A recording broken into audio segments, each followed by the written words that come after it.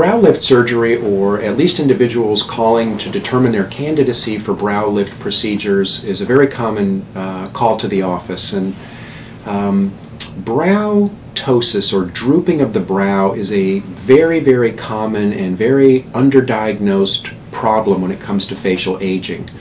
There's many surgeons out there that gravitate immediately towards the upper eyelid complex as the culprit for excess in the upper eyelid, whereas the critical component of how much soft tissue, how much extra skin is sitting on the upper eyelid complex is oftentimes related to where one's general brow position is.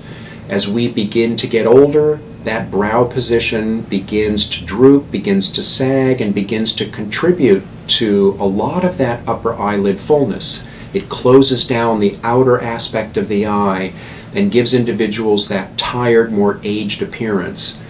Brow lifting has undergone quite a revolution in how we accomplish getting those brows back into a more youthful position. Brow lifting of old involved considerable scarring up in the hairline.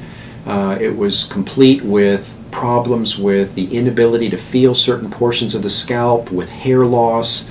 So those older procedures have pretty much, and certainly in our practice, have been supplanted or taken over by some of these newer, what we call endoscopic approaches. This is our ability to make very small incisions in the hairline, completely concealed from any onlookers, passing a camera underneath the surface of the brow skin and musculature, and providing the level of elevation after dividing some critical attaching structures, getting the brow into a very much more desirable location. It gives us considerable control over the brow position. We certainly appreciate a lot of individuals' healthy fears about having the brows placed too high in the forehead, giving them the startled deer in the headlight look. What we can now do with these camera-assisted procedures is be very precise as to where we want to put the brow, which aspect of the brow. We do not necessarily have to move the brow in its entirety. And I would say that probably 90% of the time, what we're trying to do is elevate the tail, or the outer aspect of the brow, which is always the larger culprit in providing closure to the upper eyelid complex.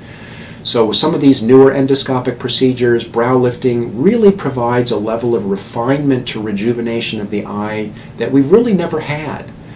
So please feel free to give us a call at 727-376-3999 for more information about endoscopic brow lifting.